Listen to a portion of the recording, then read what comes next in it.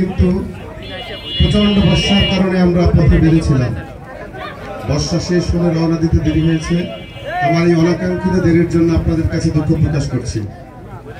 সম্মানিত ভাইয়েরা, আপনারা দীর্ঘক্ষণ ধরে নিঃসন্দেহে আজকে গুরুত্বপূর্ণ আলোচনা শুনছিলেন। আলোচনা শুনে সেই অনুযায়ী আপনারা বাকি সময়টা অতিবাহিত করবেন, পদক্ষেপ নেবেন বলে আমি আশা করি। আমি অল্প কয়েকটি কথার মাধ্যমে আমার বক্তব্য শেষ করতে চাই। আজান সমাগত। দীর্ঘ 16টি বছর আমরা জালিমের জুলুম হয়ে আমাদের জীবন অতিবাহিত করছিলাম। আমাদের বাক স্বাধীনতা বলে কিছুই ছিল না, আমাদের চলার স্বাধীনতা ছিল না, আমাদের ব্যবসার স্বাধীনতা ছিল না, আমাদের রাজনীতি করার স্বাধীনতা ছিল না, আমাদের ব্যক্তি স্বাধীনতাকে হরণ করা হয়েছিল। আমাদের সামষ্টিকভাবে বাংলাদেশে আমরা যে স্বাধীন নাগরিক সেটা আমরা ভুলে যেতে হয়েছিলাম।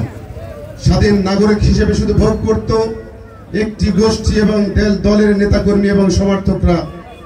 আমাদের সমাজের ছাত্ররা পড়াশোনা করে সার্টিফিকেট অর্জন করে যখন চাকরির উপযুক্ত হতো, তাকে ইন্টারভিউ দিয়ে ভালো রেজাল্ট করার পরেও তাকে একটি গোষ্ঠীর নেতা কর্মীর সন্তান অথবা নেতা কর্মীর সমর্থক না হলে তাকে চাকরিতে জয়েন করতে দেওয়া হতো না। এই বৈষম্য দূর করার জন্য, এই বৈষম্য থেকে রক্ষা পাওয়ার জন্য বাংলাদেশের আপামর ছাত্র জনতা একত্রিত হয়ে একটি দুর্বার আন্দোলন গড়ে তুলেছে। যে আন্দোলনের প্রেক্ষাপটে আমরা বাংলাদেশের মানুষ পরিপূর্ণ স্বাধীনতা ভোগ করার সুযোগ পেয়েছি আগস্ট মাসের 5 তারিখ। প্রিয় উপস্থিতি, আমরা যে স্বাধীনতা পেয়েছি, এই স্বাধীনতা ছিল জুলুমের বিরুদ্ধে স্বাধীনতা। এই স্বাধীনতাটা ছিল আমাদের বৈষম্যের বিরুদ্ধে স্বাধীনতা।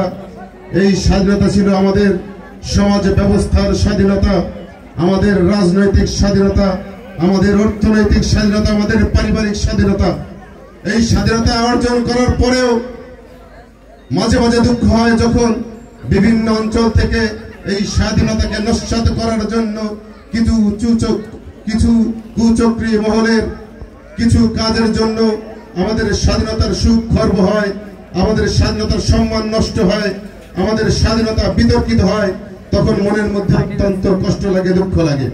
প্রিয় ভাইয়েরা, আপনারা জানেন এই স্বাধীনতা অর্জনের পিছনে বাংলাদেশের ছাত্র জনতার যেমন ব্যাপক ভূমিকা রয়েছে, বড় বড় দুটি রাজনৈতিক দল বিএনপি এবং জামাতের ভূমিকা কোনো অংশে কম ছিল না। তারা অকুণ্ঠ সমর্থন জানিয়েছিল এই স্বাধীনতা অর্জন করার জন্য, ছাত্রদের আন্দোলন বেগবান করার জন্য তারা পিছন থেকে পরিপূর্ণ সহযোগিতা করেছিল। কিন্তু মাঝে মাঝে আমরা এখানেও এখনো বৈষম্য দেখতে পাই। এখনো আমরা যারা একত্রিত হয়ে স্বাধীনতা অর্জন করেছি, ছাত্র জনতা একত্রিত হয়েছি, জামাত বিএনপি একত্রিত হয়ে আমরা স্বাধীনতা অর্জন করেছি, এখনো যদি আমাদের সমাজের মধ্যে বিএনপি জামাত